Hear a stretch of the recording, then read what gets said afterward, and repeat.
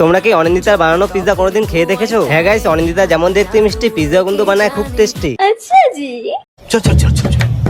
Hello guys, আমি রনি ধূপগুড়িতে খাগে দেখো রেস্টুরেন্টে কাজ করি। প্রতিদিনের মতোই সকালে ঘুম থেকে আগে উঠে পড়লাম, তারপরে বিরিয়ানির জন্য রাইস ভিজিয়ে রাখলাম। রোহিত এদিকে রাইসের জন্য জল বসিয়ে দিল আর আমি এদিকে ফ্রেশ হয়ে নিলাম। তারপরে তো পেঁয়াজ কাটে বিরিয়ানির জন্য গ্রেভি বসিয়ে দিলাম। এভাবেই আস্তে আস্তে রুমের কাজ শেষ করে সন্ধ্যায় চলে আসি রেস্টুরেন্টে এসে তো আগে আমি একটা হোম ডেলিভারি অর্ডার পেয়ে যাই। অর্ডারটা ডেলিভারি করার পরে চলে আসি রেস্টুরেন্টে। তারপরে তো চলে আসে মটকা ডোসা জোম্যাটোর অর্ডার। এই অর্ডারটাও রাইডারকে দিয়ে দিলাম। এদিকে রেস্টুরেন্টে আজকে সেরকম একটা কাস্টমার ছিল না, কিন্তু হোম ডেলিভারি অর্ডার অনেক ছিল। হ্যাঁ গাইস, একটা পিৎজার অর্ডার ছিল, এটা নিয়েও বেরিয়ে পড়লাম। তারপরে রেস্টুরেন্টে এসে দেখি অনিন্দিতা পিৎজা বানাচ্ছে। হ্যাঁ গাইস, পিৎজা তোমরা যদি অনিন্দিতার বানানো পিৎজা ট্রাই না করে থাকো তাহলে কিন্তু একবার এসে ট্রাই করতে পারো। সত্যি বলছি গাইস, অনিন্দিতার বানানো পিৎজা খেলে একদম ফিদা হয়ে যাবে। খাও মা কসম। তারপরে লাস্ট টাইমে একটা ডেলিভারি অর্ডার ছিল পিৎজা, হ্যাঁ এটা নিয়েও বেরিয়ে পড়লাম। তারপরে তো রেস্টুরেন্টে এসে দেখি শুভজিৎ আর কাকা মিলে সাফসাফাই করা স্টার্ট করে দিয়েছে। এদিকে অনিন্দিতাও বেরিয়ে পড়লো বাইক নিয়ে বাড়ির দিকে। এদিকে আমিও লেট করলাম না, তাড়াতাড়ি ডোসা কাউন্টার বন্ধ করে দিলাম। তো গাইস, আজকের মতো এতটুকুই, দেখা হবে নেক্সট ভিডিওতে।